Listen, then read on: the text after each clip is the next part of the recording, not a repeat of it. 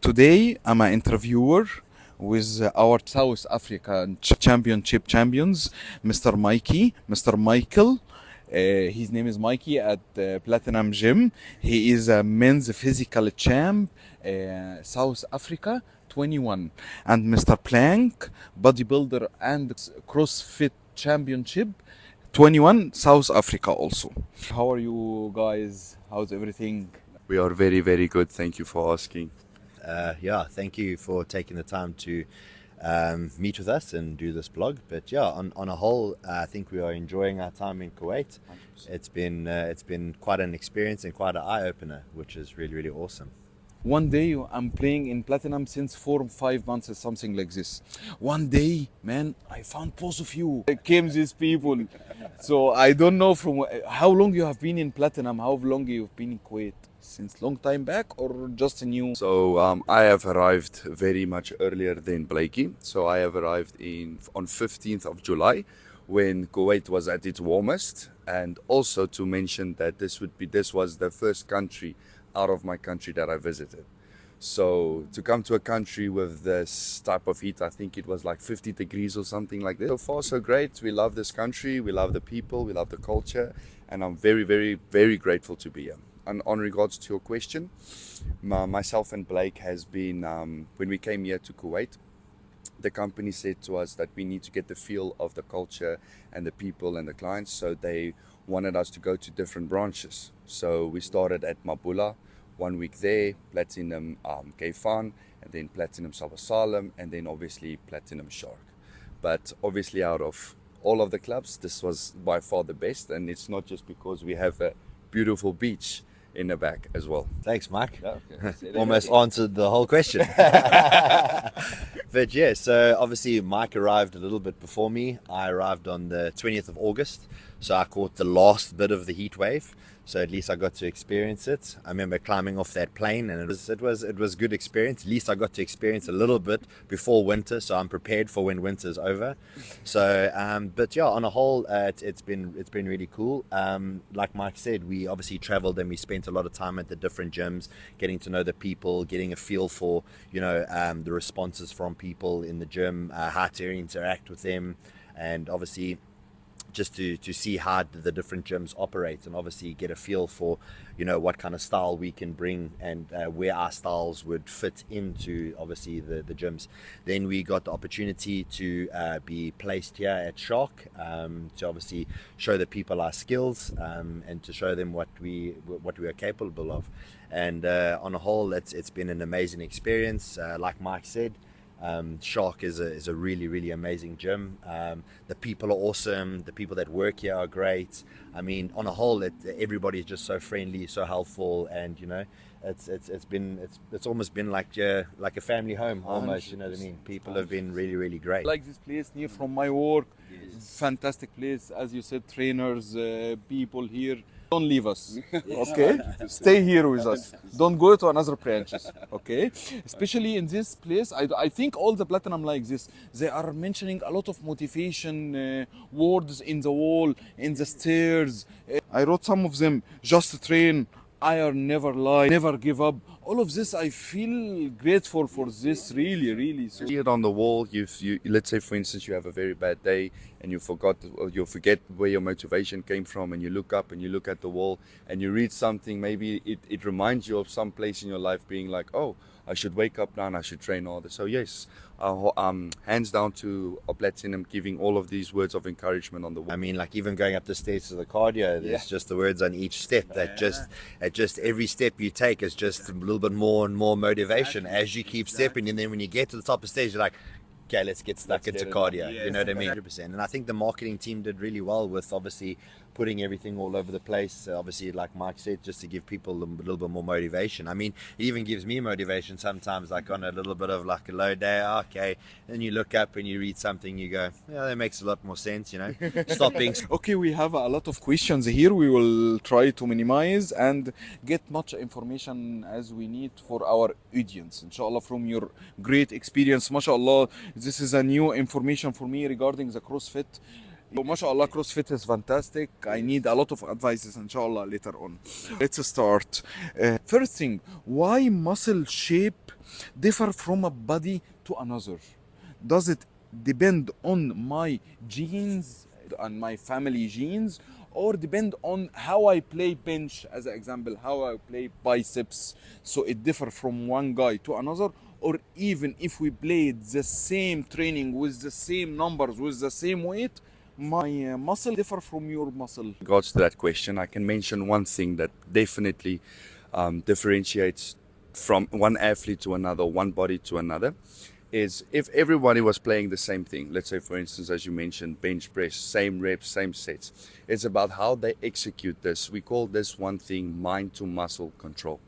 Okay, mind to muscle control can only be established after, let's say, 3 to 6 months of actually basic training, which also means is don't just change your program, follow it for a week and change your program into another set of different workouts. You have to keep focusing on that particular machine to actually, how can I say, train that specific muscle in spite of what gene you have. You have to follow this program from 3 to 6 months consistently. Okay, so I don't think, let's say, for instance, his body type is different than mine, and also not like he's playing it wrong, he's playing it right. This is one thing that you need to understand. Mind to muscle control is much more important than any other thing. Leave ego lifting at the door, number one. Don't go for the heaviest weights. Try to go for, let's say, 20 repetitions on one basic movement. You will definitely develop mind to muscle control, and then only your body, doesn't matter what your genes are going to start looking differently. I agree with Mike, obviously, with the mind to muscle connection. Especially with mind to muscle connection, you know, once you've learned how to focus with your mind to muscle connection, you don't have to focus on extremely heavy loads. You can focus on a moderate weight, and if you're doing your movement standards correctly, you can target that specific muscle harder and better. So you can do maybe a 30% weight and work that muscle much more than someone going at 100% of that weight, because obviously they're using body parts that aren't even focused on that. So if you're doing a bit of a lat row and the guys are going extremely heavy, they're rowing their back, you know, they're using more bicep, they're using more lower back, they aren't focusing on that specific muscle. Okay, great. So coming back to that question where you asked, you know, two different people obviously doing the exact same workouts and the exact same routine. Obviously they're training together, doing the exact same things. So genetics does come into play, because obviously that's why we are all completely different. You know, obviously Mike's a lot taller than me, he's broader than me, you're shorter than us, I'm wider than you guys. So genetics plays a different roles. That's why, like, some people are a lot more stronger naturally, some people are a lot more leaner, a lot more endurance based. So you can take two people and put them in the exact same workout, the exact same routine, but they will develop differently. You'll obviously have someone that's genetically stronger, someone that's genetically will get leaner. So the genetics in sense do play a role. But if two guys are focusing on mind to muscle connection, they will develop in a similar way, but genetically we will develop differently. So genetics does play a role in it. Obviously nutrition plays. Even if you're eating the same nutrition, doing the same workout, you'll look differently. I mean, me and Mike, we train together. We're busy actually doing a bit of a study now at the moment. So Michael is men's physique, I'm a bodybuilder. We're eating the exact same meals, and we are training together. So Same training. Same training. So obviously, just to show you like how the body actually works.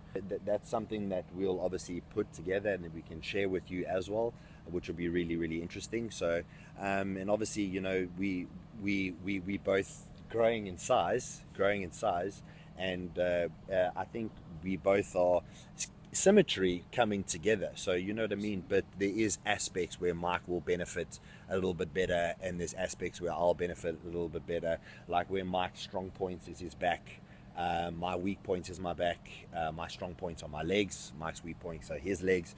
So we do the same training routine. Like Mike's developed a lot on his legs, I've developed a lot on my back. So Mike will take me through his back days, I'll take Mike through my leg days, and then obviously we see how we can benefit both from that. And I think from what we've gathered so far over the last, been doing it 3 months, I think there's been a massive development in my back, there's been a massive development in Mike's legs.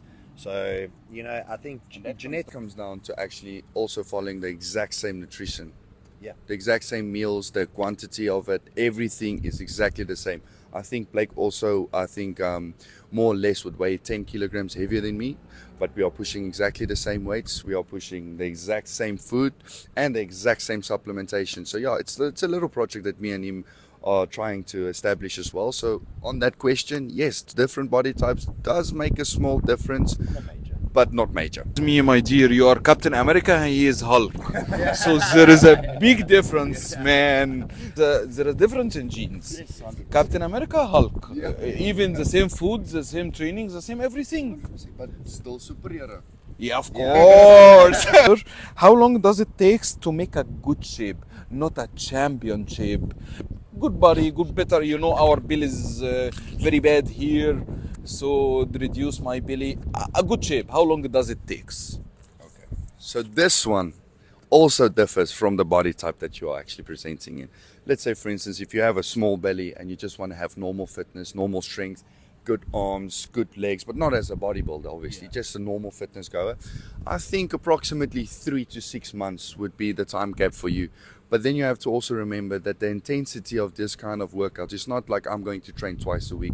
I'm going to train 1 day off, 1 day on, 1 day off, maybe even once a week. Nothing like that. You have to be consistency on every single thing, coming to nutrition, coming to your training, and coming to your sleeping. You have to execute this as well as bodybuilders to actually achieve just your normal fitness, your fitness look that you Yeah, definitely. I also agree with Mike on that. Anything between 3 to 6 months. But when you say 3 to 6 months, that's 3 to 6 months of 100%. There's no, it's 80% training, 20%, 80% diet, 20% training.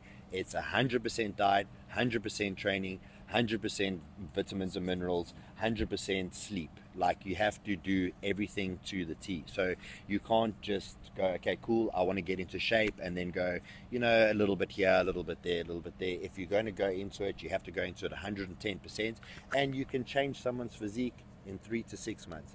They can get they can look at themselves in the mirror and not believe who they are seeing. Yes, and I've seen it specifically with myself. For many years, I trained, and I always, little bit changes.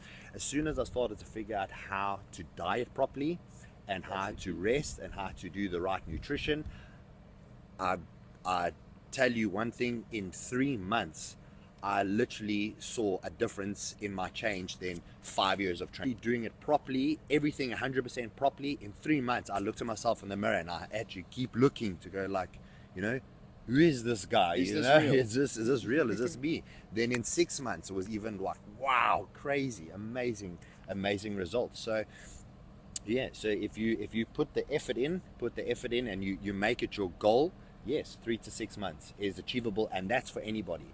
And I've even done it with clients. I've changed clients in 3 to 6 months. I've made guys go from extremely unfit to fit and thanking me that they've got energy now to run around with their kids and play with their kids. I've had guys come to me, then once they've achieved that, okay, can we look at physique? Can we try build some muscle? Another 3 months, they've looked at themselves in the mirror and been like, wow, couldn't believe the results. I've got guys ready for show days, 3 months, so it literally is the amount of effort you put in. So that's it in a nutshell. Yeah. Your ages? I want you to guess my age. Around 26. Very accurate. I'm 25. Really? Yes. Guess Blake's age. Blake little bit more, I think 29. No, maybe older. No, wait. 33. Let me say it's 33. Oh, that was a pretty close guess. I'm 35. I turn 36 next month. So I would say maybe 42. Yeah, I'm 40. 40. Oh, Oh, yes, okay. all Well, it's guesses good. is actually close. Yes, very very near. near. Yeah, definitely. Very good. Yeah, let's.